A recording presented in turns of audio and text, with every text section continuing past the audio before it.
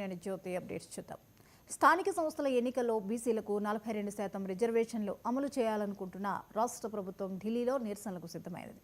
August 5న పార్లమెంట్లో కాంగ్రెస్ ఎంపీల ద్వారా వాయిదా తీర్మానం ఇవ్వనుంది. 6న సీఎం రేవంత్ సహా ఎంపీలు, ఎమ్మెల్యేలు, ఎమ్మెల్సీలు, ఇతర ప్రజాప్రతినిధులతో ఢిల్లీలోని జంతర్ మంతర్ దగ్గర ధర్నా నిర్వహిస్తారు. 7న బిల్లులు, ఆర్డినెన్స్ ఆమోదం కోసం రాష్ట్రపతికి వినతిపత్రం ఇస్తారు.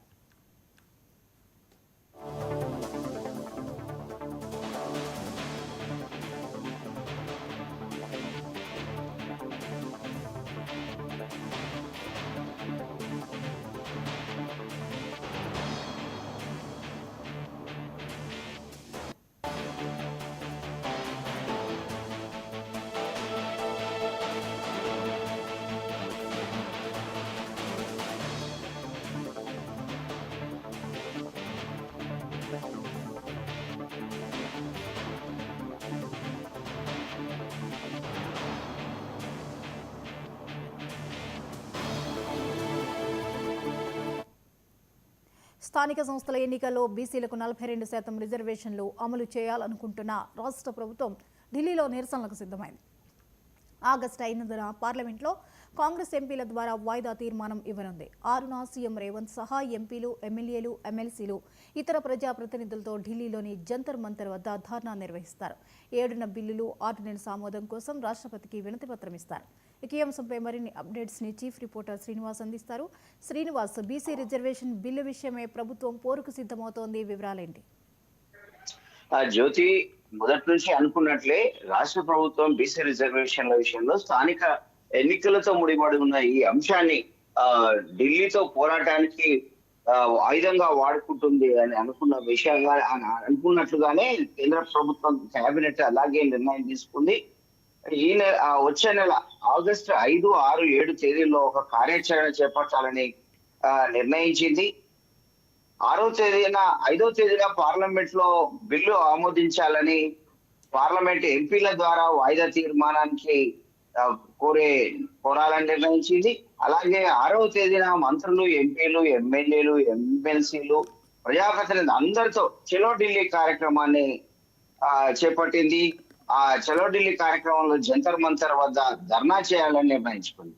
అలాగే 3వ రోజు 7వ తేదీన ముఖ్యమంత్రితో పాటు మంత్రులు, పార్టీ ఎంపీలు, ఎమ్మెల్సీలు, దాదాపు 200 మంది ప్రజాప్రతినిధులు అందరూ కలిసి రాష్ట్రపతిని 200 మంది ప్రతినిధుల బృందంతో రాష్ట్రపతిని కలిసి బిల్లుల ఆమోదం తెలపాలని కోరుతూ ఒక వినతి పత్రం ఇవ్వాలని కూడా నిర్ణయించడం జరిగింది. మార్చి 17 జరిగినటువంటి తెలంగాణ అసెంబ్లీ 18న మార్చి 17న అసెంబ్లీ, అలాగే మార్చి 18న కౌన్సిల్, శాసన మండలి 2 చట్టసభలు ఆమోదించిన ఈ 2 బిల్లులు మార్చి 22న గవర్నర్ ఆమోదం కోసం పంపడం జరిగింది.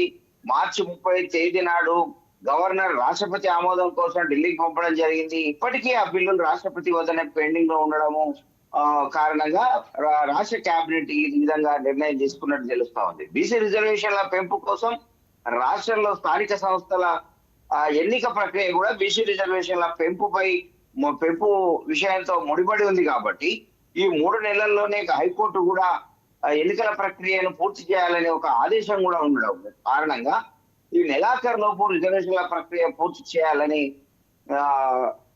కూడా హైకోర్టు ఆదేశించడం జరిగింది. ఇవన్నీ నిర్ణయాలు, ఇవన్నీ కారణాల నేపథ్యంలో బీసీ రిజర్వేషన్ల సాధనకు ఢిల్లీకి వెళ్లాలనేది ఈ నిర్ణయం తీసుకున్న పరిస్థితి. మరోవైపు గతంలో 10 ఏళ్లుగా తెలంగాణ ముఖ్యమంత్రిగా ఉన్న కేసీఆర్ బీసీలకు రిజర్వేషన్ల విషయంలో అన్యాయం చేశారని ఒక ఆరోపణ కూడా చేసింది. ఈ విషయాన్ని కూడా ఎండగట్టే విధంగా కార్యాచరణ చేపట్టేందుకు కేబినెట్ ఒక నిర్ణయం తీసుకుంది. ఈ గత ప్రభుత్వము రిజర్వేషన్ల పరిమితి 50% దాటకూడదని 2018లో పంచాయతీరాజ్ చట్టాన్ని మార్చడం జరిగింది. ఒక నిబంధన చేర్చడం జరిగింది. అందులో ఆ నిబంధనను తొలగించడం కోసం ఒక ఆర్డినెన్స్ కూడా తేవడం జరిగింది ప్రభుత్వం. ఈ ఆర్డినెన్స్ కూడా గవర్నర్ కి పంపితే అక్కడి నుంచి గవర్నర్ రాష్ట్రపతికి పంపిన విషయం మనకు తెలిసిందే. ఈ అంశం కూడా కేంద్రంలోనే ఉండడం అనేది రాష్ట్ర ప్రభుత్వం ఈ తీవ్ర నిర్ణయానికి కారణమైందని మనకు తెలుస్తా ఉంది. అలాగే రవాణా శాఖలో కూడా కొన్ని మార్పులు చేసింది కేబినెట్. మొత్తం మీద కేబినెట్ నిర్ణయాల్లో ముఖ్యమైనది రిజర్వేషన్ల సాధనకు ఒక కార్యాచరణ 5, 6, 7 తేదీల్లో ఢిల్లీ కేంద్రంగా పోరాటాన్ని ఉధృతం చేయడమే ఒక కీలక నిర్ణయంగా తెలుస్తా ఉంది. ఇది రాష్ట్ర రాజకీయాల్లో ఒక మలుపుగా చెప్పుకోవచ్చు. ఇప్పటి వరకు బీఆర్ఎస్ కాంగ్రెస్ మధ్య జరుగుతున్నటువంటి మాటల యుద్ధం ఇప్పుడు బీజేపీ కాంగ్రెస్ వైపు తిరిగిన పరిస్థితి, మలుపు తిరిగిన పరిస్థితి.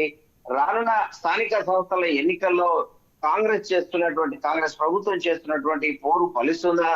రిజర్వేషన్ల సాధ్యమవుతాయా లేదా బీజేపీ పెడుతున్న డిమాండ్లు ఏదైతే బీసీ రిజర్వేషన్లలో బీసీ ముస్లింలను చేర్చడం అన్యాయము. గతంలో ఇప్పటికే బీసీలో బీసీ బి గ్రూప్ లో ముస్లింలు ఉన్నారు, అయినప్పటికీ కొత్తగా చేర్చడం ద్వారా ఈ బీసీలకు అన్యాయం జరుగుతుంది.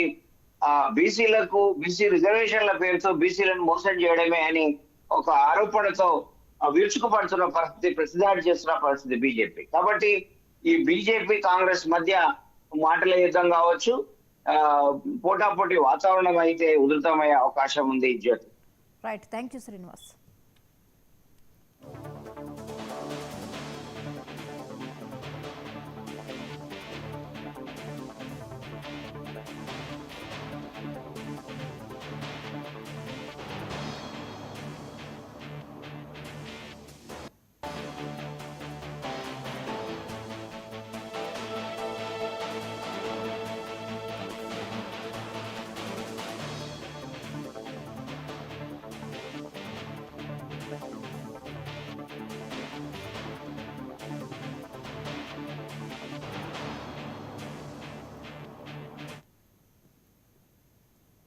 ముఖ్యమంత్రి చంద్రబాబు సింగపూర్ పర్యటన కొనసాగుతోంది. పర్యటనలో